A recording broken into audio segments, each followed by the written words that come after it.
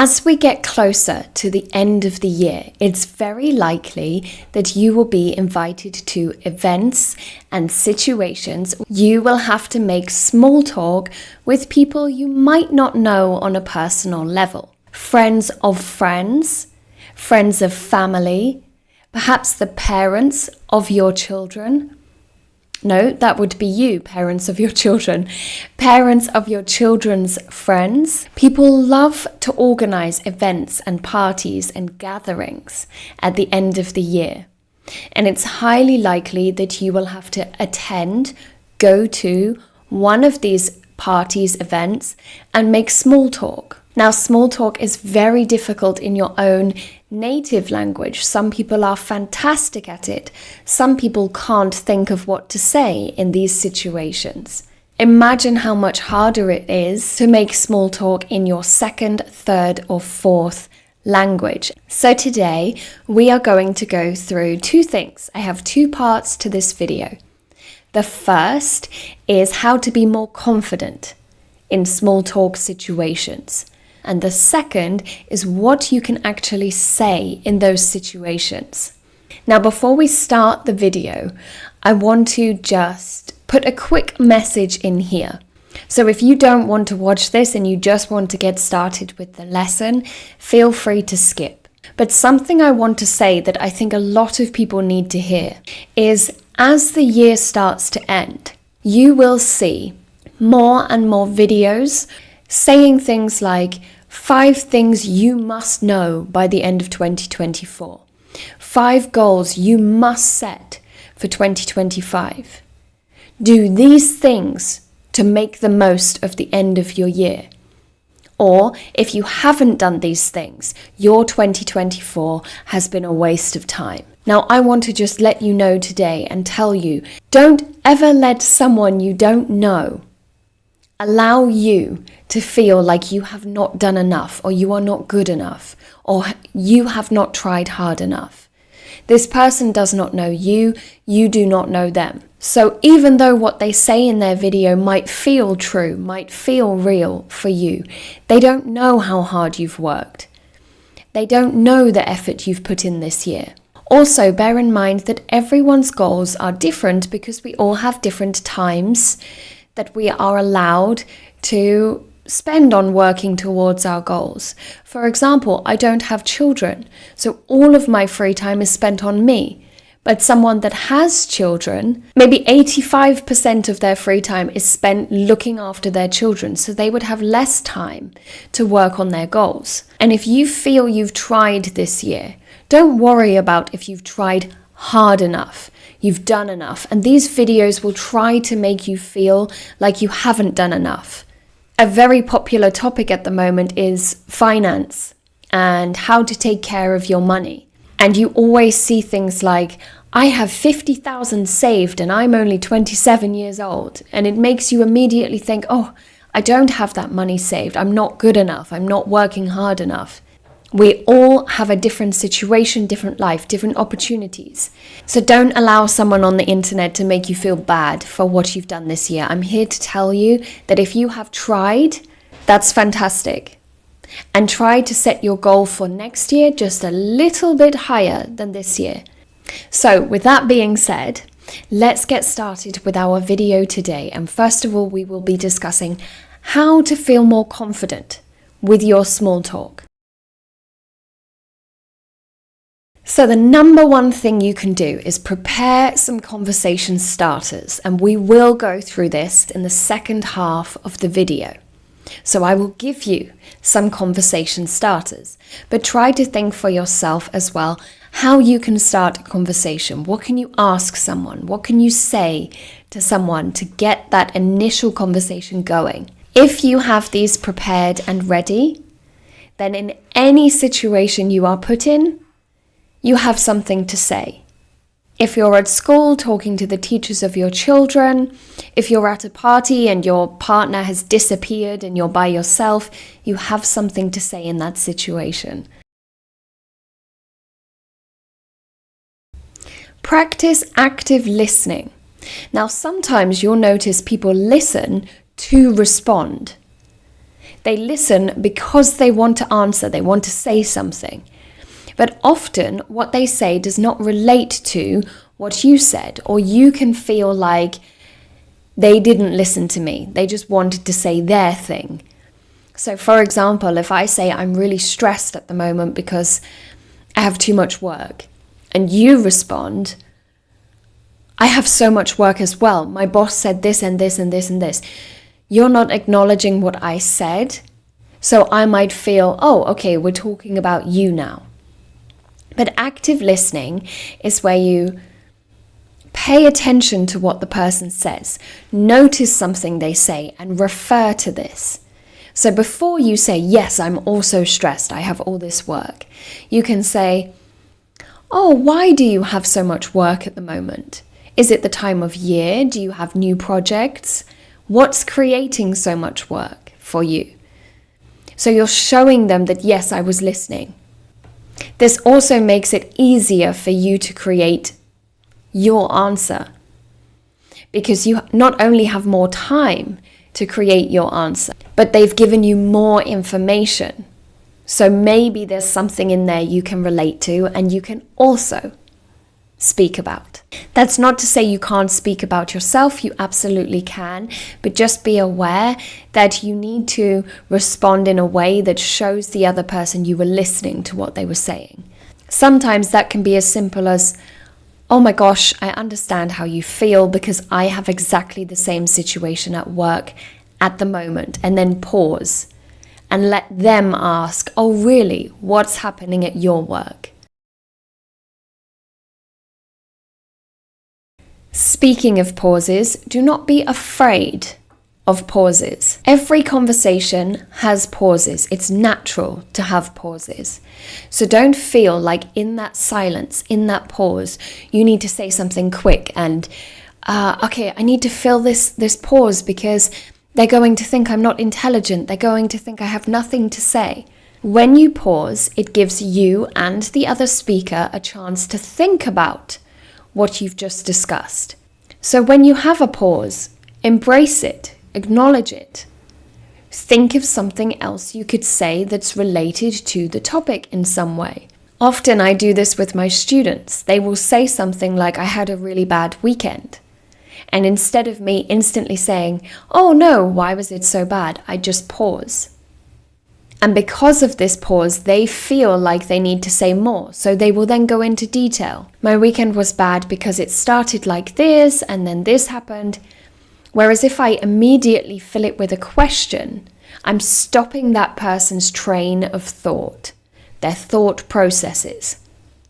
So don't be afraid of pauses. Allow pauses to happen and allow the conversation to happen naturally. Smile and maintain open body language. So if I'm at a party and I'm standing in the corner with my arms crossed like this, that doesn't look very approachable. That doesn't look very friendly. So it's highly likely that people will not approach me.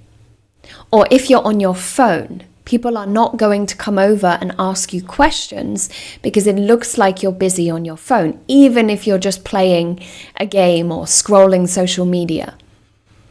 So look open, look interested. Have something in your hand, like a glass, a drink, some food, and look around the room and smile when you catch people's eye. It can be uncomfortable. You might want to immediately look away from someone. But if you smile, that suggests, I'm willing and open to talk. And if that person is more confident than you are, they will probably then come over and say, oh, hi, my name's Catherine. But if you immediately look away, that person recognizes, okay, they are not interested in talking. And you look nervous, you look scared. Another thing is moving around the room.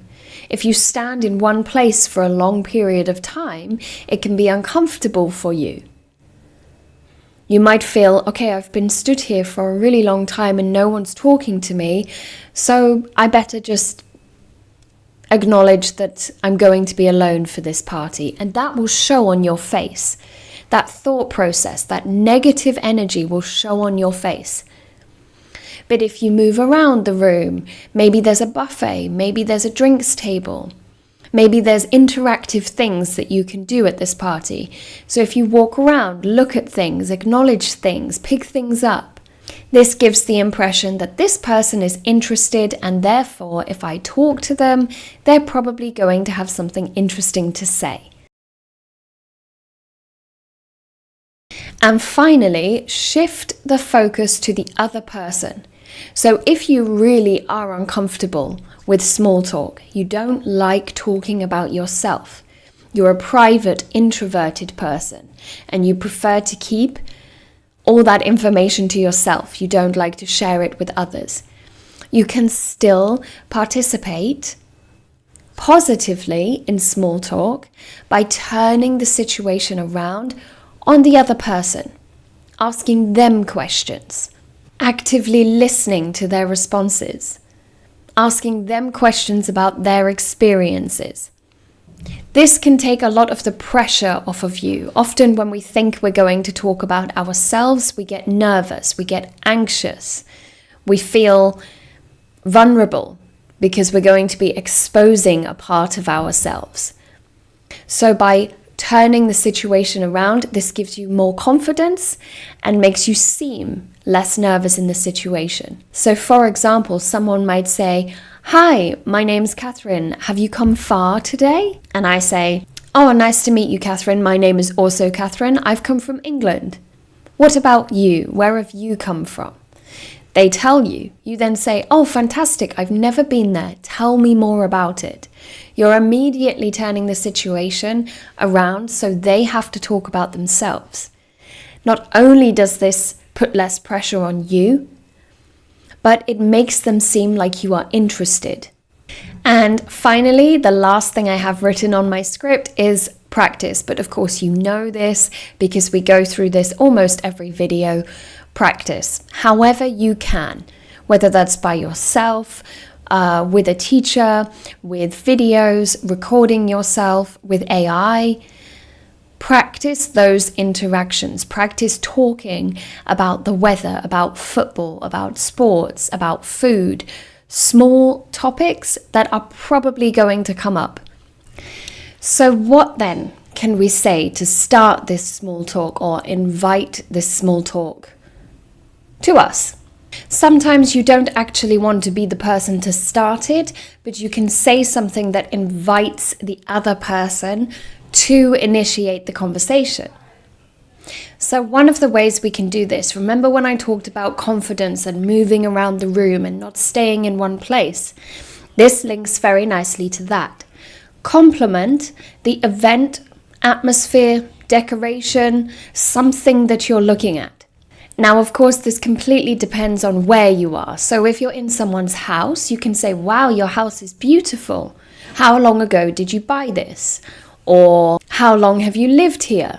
If you're at a work event and they've hired a venue, you could talk about how beautiful it looks, or "You've never been here before," or how this area of town is new to you. Perhaps if there's lots of decorations up, you could say, "Oh, I wonder who did the decorations. They look amazing." If there is food and drink, you can of course compliment the food and drink. If it's someone you know in a personal capacity, like the parent of your children's friends, the teacher of your children, or friend of a family, you can of course compliment what they are wearing, the way they look. But typically, don't do this in a work situation because you're never sure how the other person will take that. And that's quite a personal thing to comment on how someone looks. You can, of course, ask about their plans for this time of year. So if you're celebrating Christmas, you could ask, of course, about Christmas plans. Do you have plans for Christmas? Will you go home to family for Christmas? Who do you spend Christmas with? But if you don't celebrate Christmas, then of course you don't need to ask these questions, but you could ask something related to the holiday. Do you have New Year's plans? Will you have a New Year's party? Or if you're at a New Year's party, do you have any New Year's resolutions? Meaning, do you have any goals for the next year or things you want to stop doing in the next year? Perhaps ask, do you have any New Year's traditions? So think about the situation you're in and what you are here to celebrate. If it's someone's birthday, you can ask what they did last year, or what they plan on doing this year, or how it feels to be a year older. Think about the situation you're at and ask questions related to that situation, that event, that holiday, that tradition. I mentioned talking about food, but this is a fantastic way to break the ice, especially if everyone's sitting at a table eating. At a wedding, it can often be quite awkward because you're put on a table with people you don't know or haven't ever spoken to, but you all have one thing in common: you're eating. So you can comment on the food. Wow, I've never tasted vegetables that are this delicious, this fresh. Or the cake looks beautiful, I can't wait to try it. Food is a very safe topic, just like the weather. You can never make a mistake, you can never offend someone, unless of course you say this is disgusting and they cooked it. But it's generally a very safe topic. So although it's not a very interesting topic, it allows an entryway into more difficult topics. You can talk about shared events. Now, of course, you need to know the other person in a bit of detail to be able to share these experiences. I might say, for example, have you done all of your Christmas shopping yet? I've not even finished mine. Or I haven't even started mine. This is a shared experience that me and another English person would have, because I know that everyone at Christmas time buys gifts in England for their family and friends. However, if I was talking to a student, I don't necessarily know if they celebrate Christmas or what their Christmas traditions look like.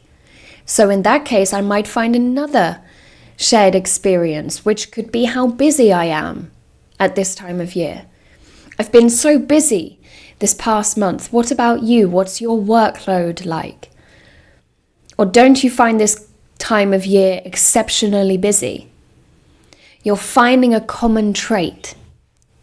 Perhaps if it's a wedding, you could say, doesn't the bride look beautiful? Doesn't the groom look handsome? Doesn't the family look happy?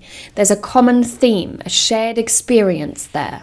Perhaps if you're at a child's birthday party talking to the other parents, you could say something like, I love my child's birthday, but I don't like all the cleanup after the party. A shared experience with the mother or the father, the parents of the children. Related to this, you could ask about personal traditions. So I know, for example, in Spain, on New Year, they eat 12 grapes, and I'm not sure if I remember this perfectly, so if you are from Spain or have this tradition, let me know in the comments. But I think if you eat 12 grapes on New Year, the person you love is supposed to show that they love you the next year or something like that. I think it's related to romance. We don't have that tradition in the UK, but we do have the tradition that on New Year's Eve, you're supposed to kiss the person that you like and therefore start the beginning of the year showing this person how you feel about them. Or if you already have a boyfriend, girlfriend, husband, partner, you kiss them and you start the year in a positive way. So you could ask about traditions. Are there any traditions in your family, in your culture, in your country at New Year? Do you have any end of year traditions? So you're learning something, but also giving the other person an opportunity to talk about themselves, their culture, their family, their past. Especially if you work in an international workplace, this is a lovely way to learn a little bit about each of your colleagues that don't necessarily come from the same country you do. You could ask about current events. Now, you have to be careful that you're not talking about politics, religion, immigration, something dramatic that's happened in the news recently, because that could cause upset or offense. And you don't want to start small talk on a really deep topic. Once you've learned a bit about this person, then yes, of course you can talk about these topics. What I mean by current events is something that's happened recently. So have you seen the new Batman movie? Did you see the new Star Wars movie? Did you see that Elon Musk was the first person to Mars? Did you see that Apple brought out the new iPhone? Did you see or did you hear that the Beatles songs are being remade? You know, something that's very safe, maybe pop culture, to kind of get the conversation started. Or perhaps the conversation's already started, but you don't know what to say next. So this is your way of saying, oh, let's talk about this topic next. People always say talk about the weather during small talk. And I don't necessarily think talking about the weather is something you need to do, but it's a good way to enter the conversation and change the topic. So for example, I might say to you, it is so cold outside. Is it like this where you're from? And then you can talk about your country, and we've immediately moved the topic away from weather and to culture, different countries, travel. Or I might say, I got absolutely soaked arriving here today. It was raining so heavily, I had to change my outfit. We're moving the conversation away from the weather, and we can talk about embarrassing moments where you've had to change your outfit before a party, or because I've said I changed my outfit, you might then say, oh, did you travel here? Did you bring a suitcase with you? That kind of thing. So you can use the weather as a starting point, but never go into a situation and say, how's the weather? Or what do you think about the weather? Because that feels a bit uncomfortable. But you can use the weather as a way to start that topic. You can ask for recommendations. So especially if you've traveled to this event. I'm here for 3 days and I don't know the area. Could you recommend some good restaurants? This food is fantastic. Can you recommend me some restaurants in the area? I really like the music that's playing at this party and I love live music. Do you know if they have any live events this weekend? So you can ask the other person for their opinion, their recommendations. And don't worry, because if they're not from the area, it's not going to be awkward. They're just going to say something like, oh, I don't know, I'm not from here. You then say, where are you from? And you move the conversation on. And finally, you can ask about travel or holiday plans. So again, if this is a work event, you could say, have you booked time off in the new year? Where are you planning on going? Or have you booked time off over Christmas? Have you booked the 1st of January off? You know, you can talk about holiday days that you might be taking, and then where this person wants to go and why they want to go there. So there's a few things to bear in mind. Of course, the first thing is knowing your audience. You don't want to be too informal in a formal setting. You don't want to be too formal in an informal setting. If you're in a group of parents, you will probably talk about children. If you're at work, a work event, you'll probably talk about your workload, holidays, end of the year plans. So know your audience. And also try and recognize when the other person is not interested in talking. So if I'm trying to make conversation with you and you're not giving me eye contact, you're looking at your phone, or you're trying to find someone else to talk to, or you're just answering my questions with yes/no answers, this demonstrates to me you do not want to speak to me for some reason. So in that situation, I recommend you just say, okay, I'm going to grab a drink. Or I'm going to go and find my friend. Or my children have run off somewhere, let me go and find them. So make an excuse as to why you're leaving that gives this person the opportunity to stop talking to you. So I hope this was helpful today. As I said, please do not compare your year to someone else's. We've all been through different things. We all have different experiences. I'm sure you've done the best you can this year at trying to improve your English language. I'm sure you have, because I've seen the comments. I've seen people interacting with the videos. And the fact that you are choosing to spend your free time learning a language shows that you are motivated. So thank you so much for being here today, for watching this video. Let me know down below any funny stories you have of small talk or situations where maybe it was a bit uncomfortable. I look forward to reading them. and I will see you in our next video. Thank you so much. Bye bye.